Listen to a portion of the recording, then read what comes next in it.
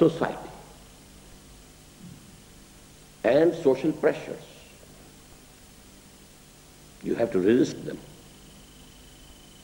اگر آپ میں حقیقی تبدیلی آئی ہے تو یہ پہلے اندر، پھر اس کے بعد اب یوں سمجھیے کہ یہ اب پولیٹیکل کہہ لیجیے، اسٹیٹ ہے،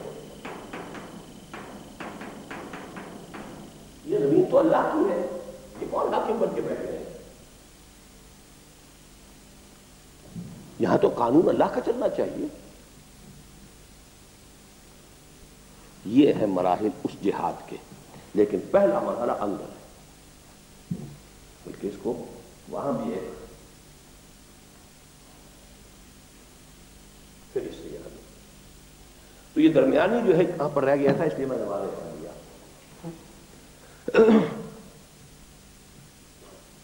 جب ایمان اشخاص کے باطن میں اس طرح راسخ اور مستولی ہو گیا کہ ریب اور تشکک کے کانٹے نگل گئے، تو اب اسی جہاد و مجاہدہ کا ظہور عالم خارجی میں ظالموں، سرکشوں اور خدا کے باغیوں سے کشمکش اور تصادم کی صورت میں ہوا، جس کا مقصد قرار پایا تکبیر رب،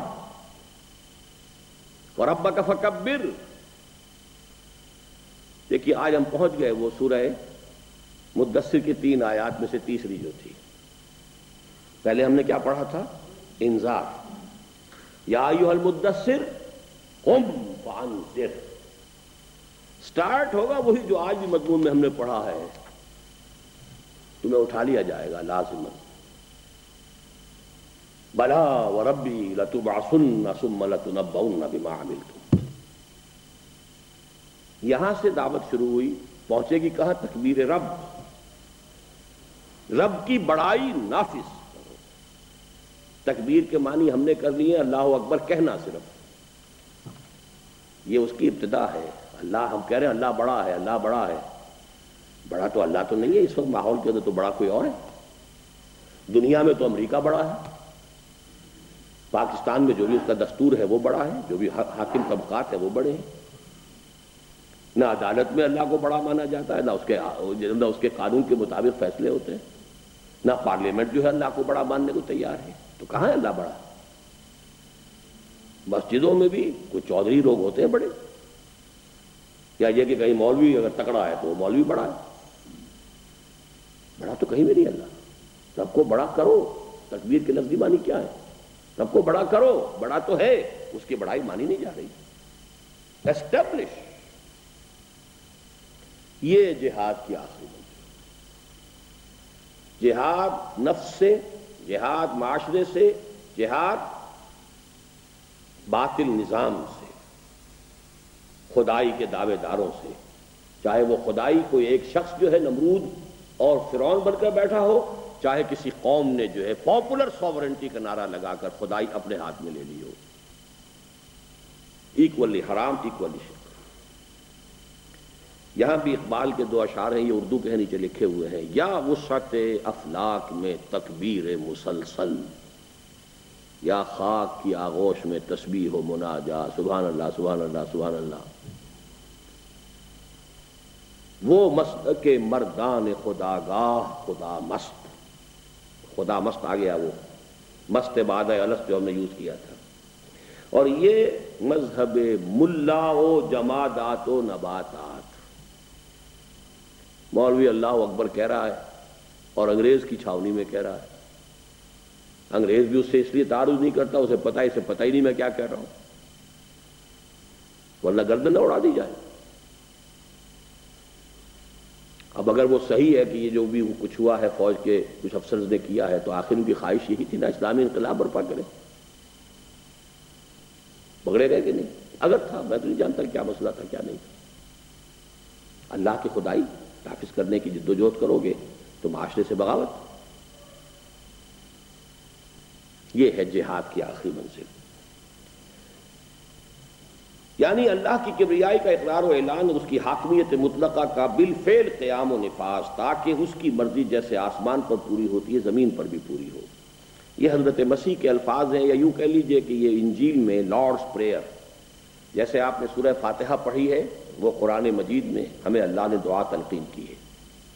انجیل میں جو ہے دعا، جو ان کی لارڈس پریئر کہلاتی ہے، اس کے میں الفاظ ہیں Thy kingdom come, Thy will be done on earth as it is in heavens. اے رب تیری حکومت تیری بادشاہی آئے، تیری مرضی جیسے آسمانوں میں پوری ہو رہی ہے زمین پر بھی پوری ہو۔ زمین میں فساد ہے، بغاوت ہے، ہم ہیں ساورن، ہماری مرضی، ہم قانون بنائیں گے، ہم نہیں جانتے کیا قرآن کیا کہتا ہے، انجیل کیا کہتی ہے، تورات کیا کہتی ہے۔ Nothing doing, we are sovereign, ہم جو چاہیں قانون بنائیں۔ یہ فساد ہے، یہ بغاوت ہے، اس کے خلاف اب بندہ مومن جس کے اندر سے وہ تبدیلی شروع ہوئی تھی وہ یہاں آ کر اس کے خلاف صفارہ ہوگا۔ اس کی آخری منزل کیا ہے؟ اور اس کی آخری منزل ہے قتال فی سبیل اللہ، جس کا منتہائی مقصود متعین ہوا ان الفاظ میں وَقَاتِلُوهُمْ حَتَّى لَا تَكُونَ فِتْنَةٌ وَيَكُونَ الدِّينُ كُلُّهُ لِلَّهِ۔ ان سے جنگ جاری رکھو یہاں تک کہ کوئی فتنہ باقی نہ رہے۔ دیکھیے فتنہ کسے کہتے ہیں؟ کسوٹی جس پر کسی کو پرکھا جا رہا ہو۔ نظام باطل سب سے بڑا فتنہ ہے کہ ایک بندہ مومن کے ایمان کی ہر وقت آزمائش ہوتی ہے اس میں۔ He has to face friction all the time۔ کسوٹی پر بھی رگڑتے ہیں کہ نہیں رگڑتے ہیں کہ کھرا ہے کہ کھوٹا ہے؟ تو بندہ مومن نظام باطل میں ہر وقت ایک امتحان سے دوچار ہے۔ اس کو ختم کر کے نظام باطل تاکہ وہ فرکشن ختم ہو جائے۔ لا تکون فتنہ ویکون الدین کلہ للہ، دین پارشلی اللہ کا نہ ہو، کل کا کل اللہ کا۔ نماز پڑھ لی اللہ کے حکم کے مطابق، شراب نہیں پی اللہ کے حکم کے مطابق، سود کا سارا نظام چلا رہے ہیں اللہ کے حکم کے خلاف، قانون سازی خود کر رہے ہیں اللہ اور اس کے رسول کی تعلیمات سے بالکل آزاد ہو کر۔ تو پارشل دین ہوا، پوری دنیا کے اندر وہ پارشل دین کی وجہ سے یہ مار کھا رہے ہیں۔ وَيَكُونَ الدِّينُ كُلُّهُ لِلَّهِ۔ ایمان و یقین اور جہاد و قتال، اب دیکھیے یہاں پر ہم ایمان اور یقین سے ہو کر جہاد و قتال تک پہنچ گئے۔ ایمان کے نتیجے میں جہاد نفس، جہاد معاشرہ، جہاد نظام کے ساتھ، اور اس کی آخری منزل قتال۔ ایمان و یقین اور جہاد و قتال کا یہی وہ لزوم باہمی ہے جس کو نہایت واضح اور واشگاف الفاظ میں بیان کیا گیا قرآن حکیم کی اس آیہ مبارکہ میں۔ انما المؤمنون الذین آمنوا باللہ ورسولہ ثم لم یرتابوا وجاہدوا باموالہم وانفسہم فی سبیل اللہ اولئک ھم الصادقون۔ یہ تیسرے حصے کا آپ کا آخری درس جو آئے گا وہ سورہ حجرات کا ہوگا جس کی یہ آیت ہے۔ One of the most important and basic and profound ayat of the Quran, which gives a comprehensive definition of a مومن۔ Who is a مومن؟ مومن کون ہے؟ مومن تو صرف وہ ہے جو ایمان لائے اللہ پر اور اس کے رسول پر، پھر شک میں ہرگز نہیں پڑے۔ یہ ایمان یقین کی شکل اختیار کر کے دل میں متمکن ہو گیا، دل کو اس نے منور کر دیا، وجود کو منور کر دیا۔ وَجَاهَدُوا بِأَمْوَالِهِمْ وَأَنفُسِهِمْ فِي سَبِيلِ اللَّهِ، اور پھر انہوں نے جہاد کیا اللہ کے راہ میں اور اس میں اپنے کھپائیں جانیں بھی اور مال بھی۔ اولئک ھم الصادقون، صرف یہ لوگ سچے ہیں۔ اس آیت کے شروع میں اور آخر میں اسلوب حصر،